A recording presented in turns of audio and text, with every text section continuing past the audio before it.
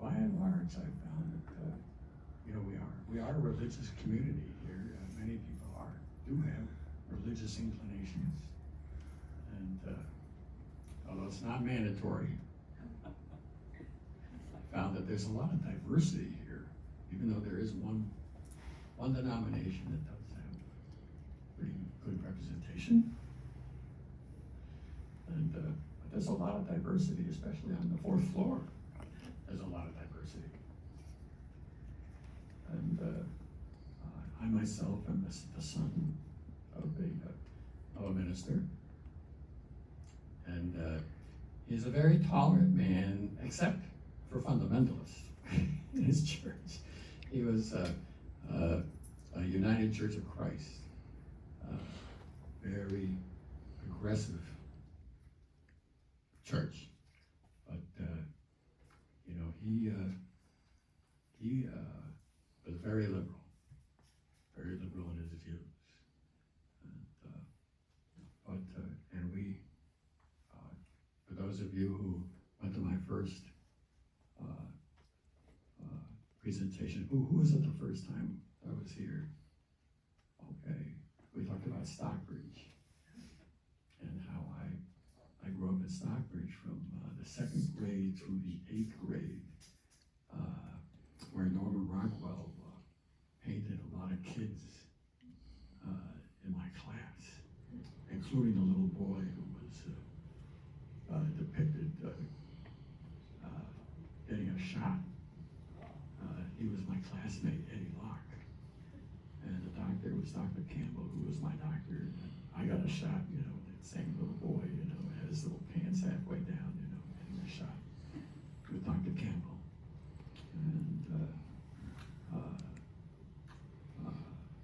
And the painting Stockbridge in Springtime with Norman Rockwell's biking down the street in front of the church and the bell tower. That was my father's church, where I grew up, and my little home, even my bedroom, was painted by Norman Rockwell.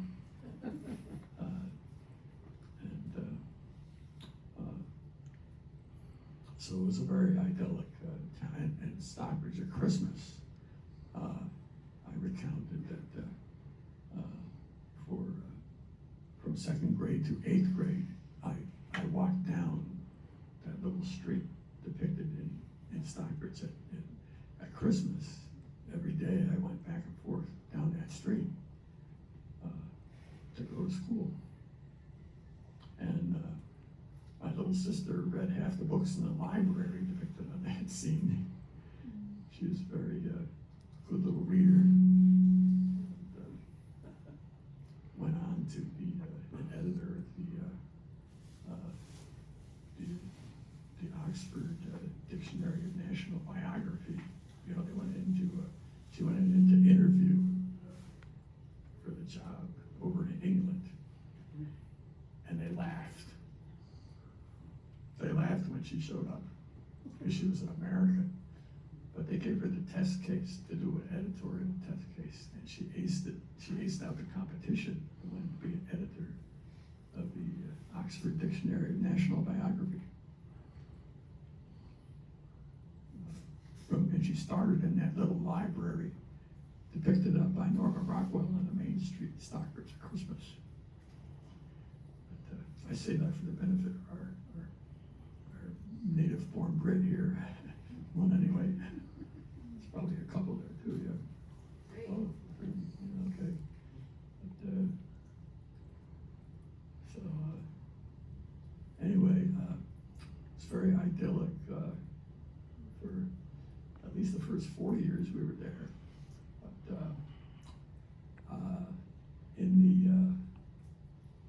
unfortunately, in 1961, at Halloween, Dr. Campbell, who was, as we prepared to go out on Halloween, my brother, there were 4 of us, kids. My brother, as we prepared to go out on Halloween, he began to cry to my mother that he couldn't see and she held him back from going out to Halloween. And she took him into Dr. Campbell, and he was tested, and he was found to have leukemia.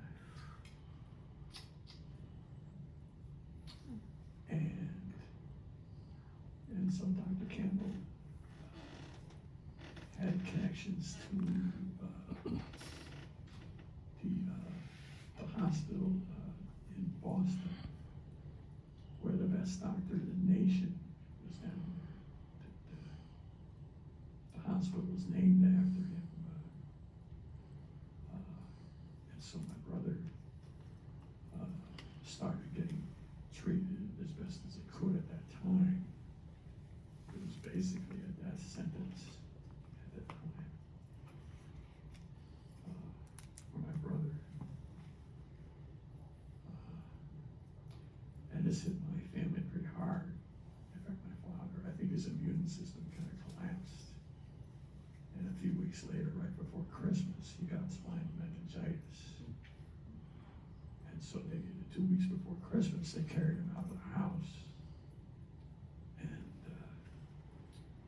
he almost died from that. And it was pretty devastating. And so my brother died about 6 months later from leukemia. That was a really crushing blow. And it's a small town, about 2,000 people, and it was a real blow to the whole town to lose him. He was a beautiful, sweet boy. So,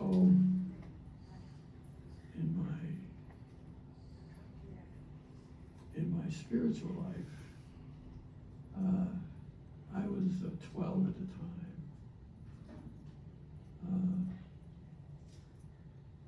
I wanted to, it raised a lot of questions for me about God. And, there were two brothers in the family, and we both shared a room up at the top of the manse that was depicted by Norman Rockwell there. And, I had a lot of survivor's guilt, why did this happen to him and not to me? And, why does God let this happen?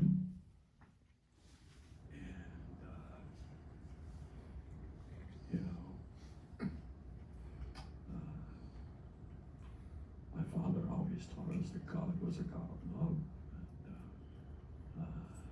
And I know my brother suffered. He suffered terribly during the treatment. They tried to put him into remission, and it never really took. And it was very hard on my mother. Was devastated. And it was hard on their marriage. It was hard on it was hard on all of us. And so I began to read different things, and I came across, one of the things I came across was the story of Edgar Casey. I found that to be very, very interesting. Here was a man who was a Southern gentleman in the 1930s, who was raised in a fundamentalist church, but when he found that when he went into under hypnosis, he was able to diagnose the medical conditions of people that were miles away in other cities and help them medically. And he had a lot of spiritual insights into, he channeled a supernatural,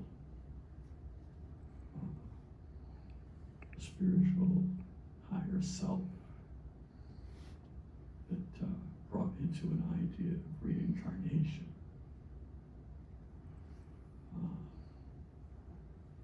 It was very interesting. It was totally different from his own beliefs that he had in his waking life. That was interesting. Anyway, I went off to prep school, and when I was 17, I was studying different religions, and I know in the spring of between my junior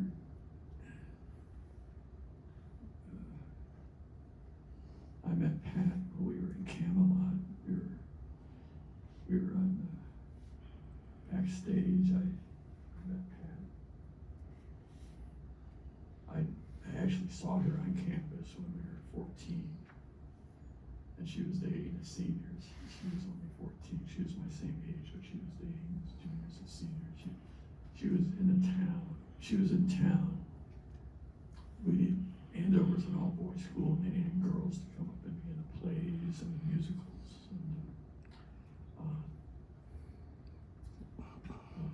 And she was such a sweet girl. I was in the choir, and she would come up and practice her parts in front of the choir. And, she was so cute. And, finally, in Camelot, I think I was a junior. Finally, backstage, I got up the nerve to talk to her. She was on stage. She was placed next to me, and I finally got up the nerve to say something to her. Something silly. We were dressed in nuns.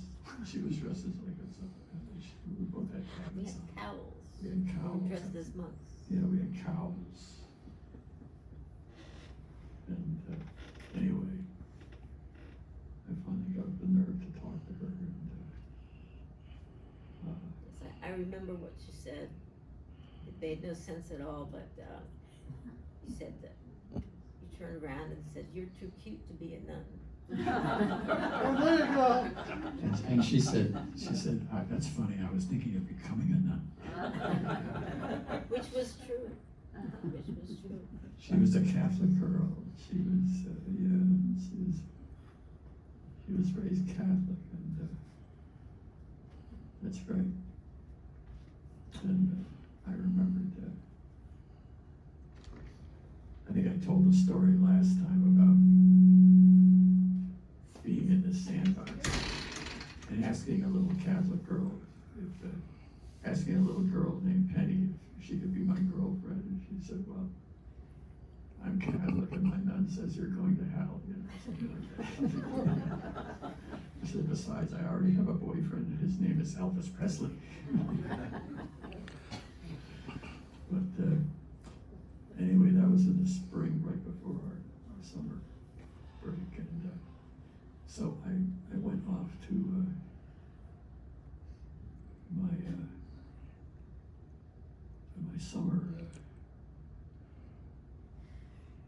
my summer vacation. My parents, one of my great aunts died, and she left the family some money, and my parents, I don't know what got into it, but they knew I was a car nut, and my father, he decided to buy a Corvette. And over the summer, he turned this thing over to me. It's just crazy. So I was 17 years old. And I was working at the local Johnson & Johnson's washing dishes, and there was a young lady who was in a family in Terrytown, and I ended up dating her sister, and this was my summer of age 17. Dating my sister. No, My sister not would be